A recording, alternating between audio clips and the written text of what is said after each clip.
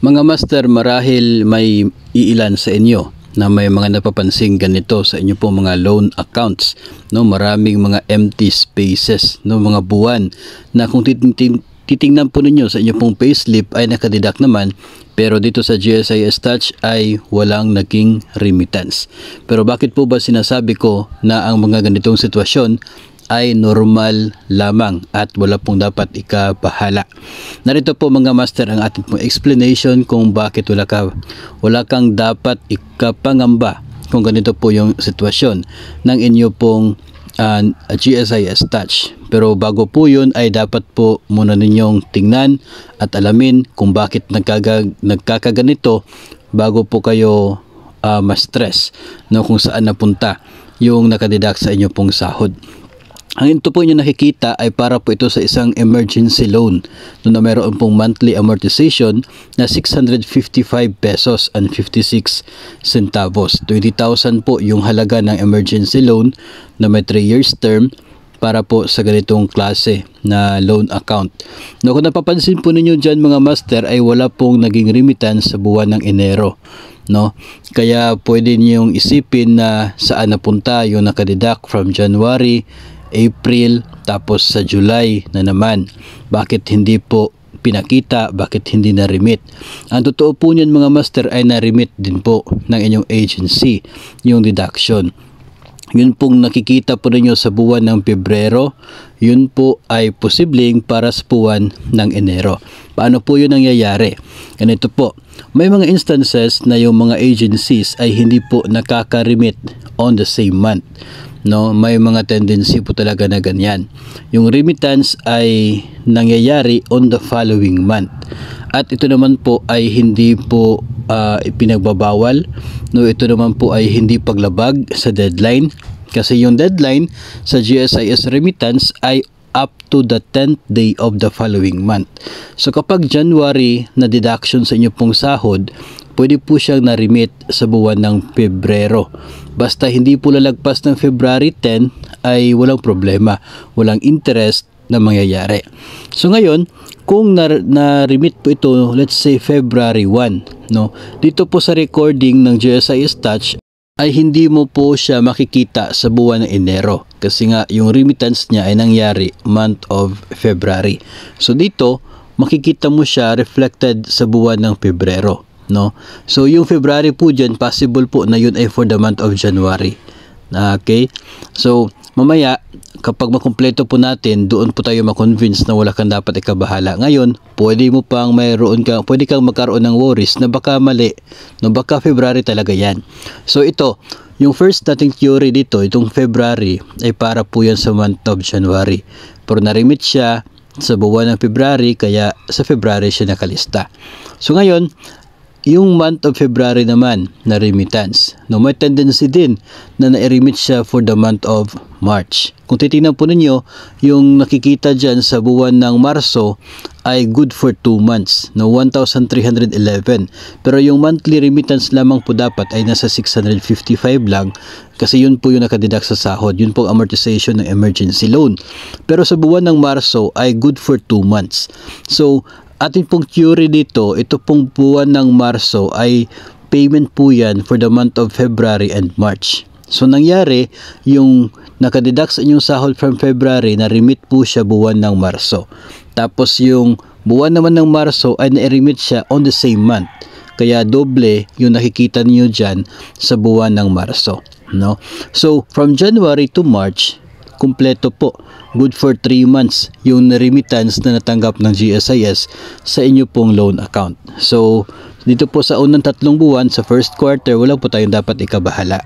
Ngayon naman, kung napapansin po ninyo, wala din pong remittance sa buwan ng Abril. So, using the same po na theory doon po sa first quarter, so pwede po natin ma-apply. No? Pwede na itong nasa month of May na 655, yun po ay para sa buwan ng Abril. Pero na-remit lang siya ng buwan ng Mayo. No? As I said, kung na-remit po siya before May 10, wala po tayong problema dyan. Wala po yung interest. Ang problema po natin dyan kapag na-remit siya beyond May 10. So, pwede po na itong nasa buwan ng Mayo ay para po ito sa buwan ng Abril. At the same time, ito naman pong nasa June, 1,300, good for 2 months. So, the same po sa nangyari sa first quarter. Ito pong buwan ng June na 1,300, payment po yan for the month of May and June. So, yung na-deduct yung sahod for the month of May, June na, nung na ito ay na-remit. Tapos yung na-deduct naman for the month of June, ay na-remit on the same month, June pa rin. Kaya doble yung posting niya sa buwan ng June. So, dito po, in the first 6 months, ay kompleto yung remittance. Wala po tayong nawalang remittance and updated po yung atin pong loan payment.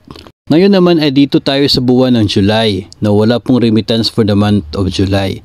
Pero as I said kanina, pwede po na itong buwan ng Agosto, ito ay para sa buwan ng July. No, na-remit siya ng part of August na, kaya sa August siya nakapost, no? So, pero ito ay intended talaga for the month of July. So, ang tanong ngayon, so it means wala pong remittance for the month of August. No, diba? Kasi wala pang naka-reflect dyan. So, ang theory po natin dyan, mga master, kasi ngayon po ay August 20, no? Maraming mga agencies ang hindi pa po nakapag-remit for the month of August ngayong August 20, no? So, nasa kalagitnaan pa po tayo ng buwan ng Agosto, kaya kaya malaki po yung chance na super dami ng mga agencies yung hindi pa nakapag-remit sa GSIS. Kaya normal na wala talaga tayo makikita na posting dito for the month of August, no? So sa conclusion po natin dito, mga master, wala pong problema na nangyayari sa loan account na ito kahit po maraming mga empty spaces doon sa kanya pong loan ledger. Ngayon, posible po na makikita niya na nagkakaroon siya ng arrears doon sa kanya pong loan account sa GSIS. Kasi nga po, ito pong GSIS Touch ay pagpasok po ng current month, reflected na po niya kaagad yun as parang arrears. No? Since wala pang remittance for the month of August, so pwede po makikita niya na nagkakaroon siya ng arrears doon, equivalent to 1 month amortization. Ang problema natin dyan, mga master, kung yung naging arrears sa kanyang loan account ay more than the 1 month amortization. So, ibig sabihin po nun, 1 month for the month of August plus mayroon pang 1 buwan o kaya ay ilang mga halaga o ilang pesos na nadagdag doon, no? If merong nadagdag, then it means na pwedeng nag-interest yung mga previous na remittances, no? So yung theory natin na nangyari yung remittance before the 10th day of the following month, posibleng nangyari beyond the 10th day if ever yung arrears niya is mahigit sa 1 buwan o kaya ay 2 months, no? Pag hindi po fix doon sa 1 month amortization o kaya ay 2 months amortization, then it means possible po na interest doon sa previous na delayed payment yung dagdag sa arrears na makikita po sa isang loan account. Pero kung ano makikita po ay 1 month amortization, exact amount doon sa monthly amortization, ay wala po tayong dapat ikapangamba, wala po tayong dapat ikabahala, kasi based po sa ating pag-review sa kanya pong payment doon sa 1 buwan o sa January to August, ay kompleto naman po yung mga naging remittances. So, ganyan po yung pagtingin po natin dito, pag-evaluate natin sa atin pong parang loan ledger dito po sa GSIS. No, hindi po tayo agad na conclude na talagang nawawala yung mga nakadeduct sa ating payslip just by looking at those empty spaces sa ilang mga buwan na nandun.